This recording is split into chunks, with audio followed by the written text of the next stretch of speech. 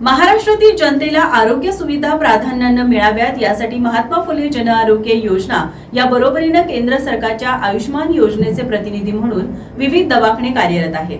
त्यांनी शासनानेच प्रतिनिधी म्हणून रुग्णांना आत्मीयतेने सेवा द्यावी आणि त्यांच्याकडून कोणतीही उणीव राहू नये, तसंच शासनाची प्रतिमा अधिक लोकाभिमुख व्हावी यासाठी दक्षतेने कार्यरत राहावं असं आवाहन आरोग्य मंत्री प्रकाश आंबेडकर यांनी केलं। कोल्हापुरातील शिवाजी उद्यमनगर मधील पंत पालावलकर हॉस्पिटलमध्ये 2 योजनांच्या लोकार्पण सोहळ्यात ते बोलत होते। सरकारच्या आरोग्य योजनेमध्ये आणखीन इतरही उपचाराचा सहभाग व्हावा, तसेच विविध दवाखान्यांनी केलेल्या सूचनांचा विचार करण्यासाठी एक समिती नेमण्यात आली असून त्याच्या सूचना आल्यानंतर त्यांचा सहभागही केला जाणार आहे, अशी माहिती प्रकाश आंबेडकर यांनी दिली। प्रारंभी स्वागत अध्यक्ष संतोष कुलकर्णी यांनी केलं। धाकटा दवाखाना म्हणून पंत पालावलकर हॉस्पिटलची प्रतिमा या योजनांमुळे अधिक ठळक होईल असा विश्वास आंबेडकर यांनी व्यक्त केला।